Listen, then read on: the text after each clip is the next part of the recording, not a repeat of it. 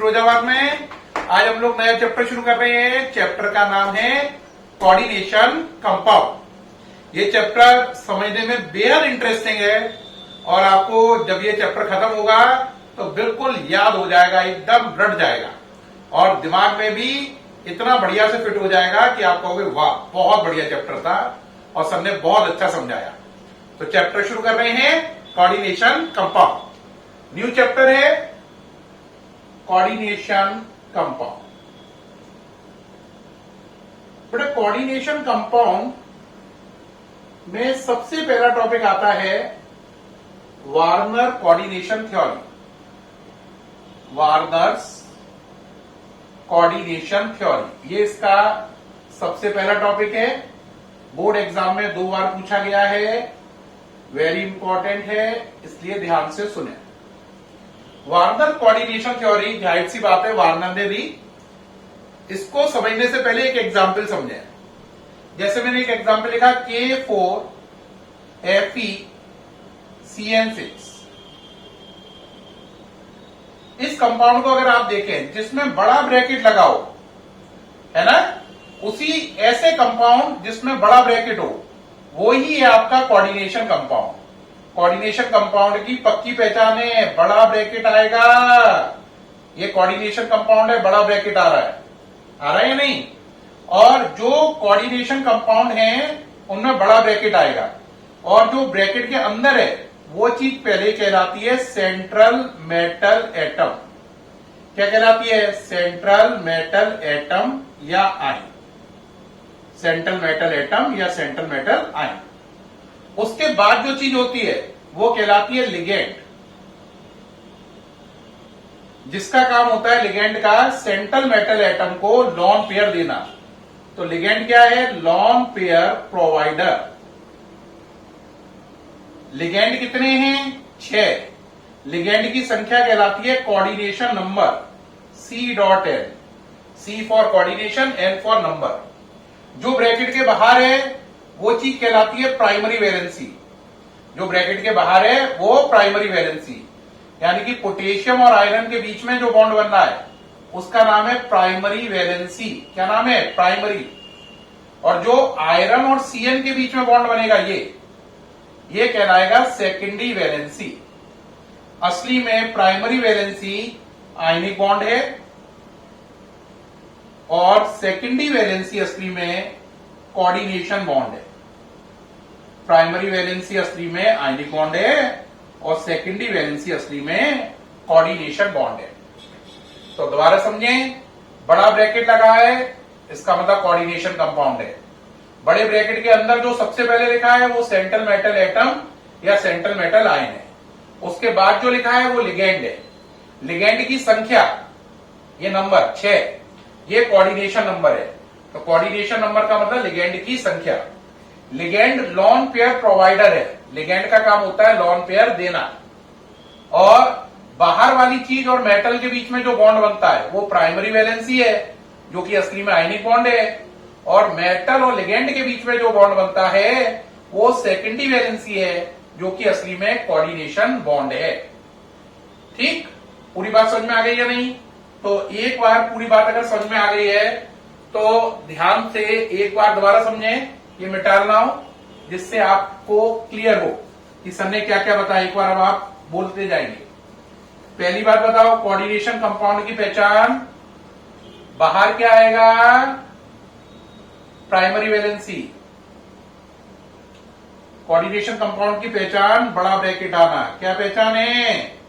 बड़ा ब्रैकेट आना, large bracket. Large bracket में जो सबसे पहले है वो क्या है? सेंट्रल मेटल एटम या आयन। उसके बाद जो है वो क्या है? लिगेंड। क्या है? लिगेंड। इसका काम क्या है? लॉन पेयर देना। लिगेंड की संख्या क्या कहलाती है? Coordination number. जो ब्रैकेट के बाहर है वो चीज मेटल से बनाएगी आयनिक बॉन्ड, जिसे बोलेंगे प्राइमरी वैलेंसी।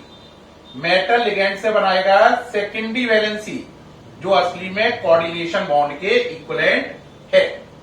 अब बताइए वार्नर्स कोऑर्डिनेशन थ्योरी क्या है। बेटा वार्नर्स कोऑर्डिनेशन थ्योरी में मिस्टर वार्नर ने 4 पॉइंट कहे हैं, है ना। पहला पॉइंट क्या क्या है? पहला पॉइंट ये कहा है कि सेंट्रल मेटल एटम 2 टाइप की वैलेंसी दिखाता है। सेंट्रल मेटल एटम 2 टाइप की वैलेंसी दिखाता है, जिनके नाम है प्राइमरी वैलेंसी और सेकेंडरी वैलेंसी। दूसरे पॉइंट में वो कहता है सेंट्रल मेटल एटम अपनी प्राइमरी और सेकेंडरी दोनों वैलेंसी को सेटिस्फाई करने की कोशिश करता है। सेंट्रल मेटल एटम अपनी प्राइमरी वैलेंसी और सेकेंडरी वैलेंसी दोनों को सेटिस्फाइड करने की कोशिश करता है, ठीक। तीसरे पॉइंट पे वो कहता है सेकेंडरी वैलेंसी की संख्या कोऑर्डिनेशन नंबर है।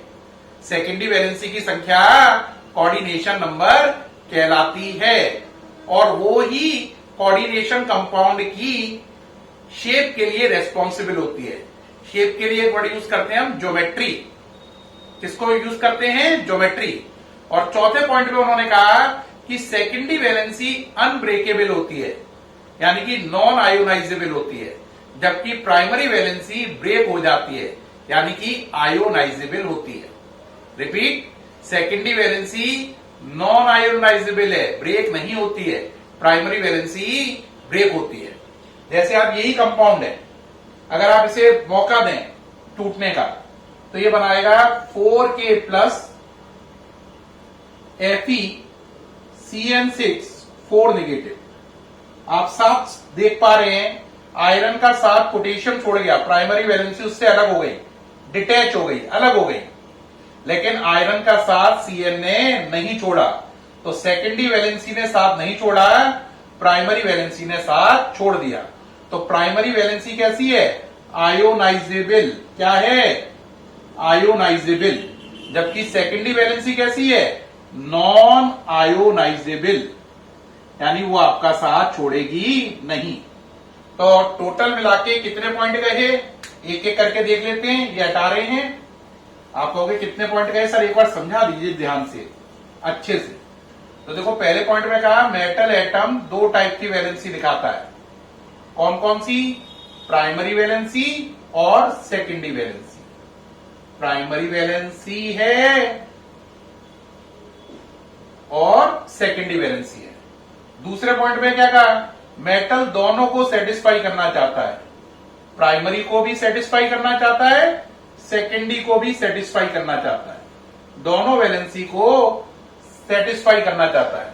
सेटिस्फाई की हिंदी होती है संतुष्ट। जैसे आपकी 2 औलादे हो, 2 बेटे हो, या एक बेटा बेटी हो, या दोनों बेटियां हो, तो आपकी इच्छा क्या होगी? दोनों ही बच्चे मुझसे सेटिस्फाइड रहे, दोनों ही बच्चों को लगे कि पापा अच्छे हैं, उन्हें ये ना लगे कि पापा एक की तरफ झुके और एक को प्यार नहीं करते हैं, है ना।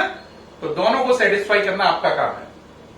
तीसरा, मेटल एटम में मैंने बताया जो सेकेंडरी वैलेंसी है, इनका नंबर, इनकी संख्या कहलाती है कोऑर्डिनेशन नंबर। क्या कहलाती है? Coordination number. और ये कोऑर्डिनेशन नंबर ही शेप या ज्योमेट्री के लिए रेस्पॉन्सिबल है। किसके लिए रेस्पॉन्सिबल है? शेप के लिए या ज्योमेट्री के लिए रेस्पॉन्सिबल है। और चौथी बात क्या बताई? बताओ, चौथी बात क्या बताई मैंने आपको? प्राइमरी वैलेंसी जो होती है वो टूट सकती है, यानी कि आयोनाइजेबल होती है, जबकि सेकेंडरी वैलेंसी जो होती है वो नॉन आयोनाइजेबल होती है, यानी सेकेंडरी वैलेंसी आपका साथ कभी नहीं छोड़ेगी, जबकि प्राइमरी वैलेंसी आपका साथ छोड़ जाएगी। तो बच्चों, ये टॉपिक था वार्नर्स कोऑर्डिनेशन थ्योरी, और इसमें कितने पॉइंट हैं? 4। चारों पॉइंट समझ में आ गए?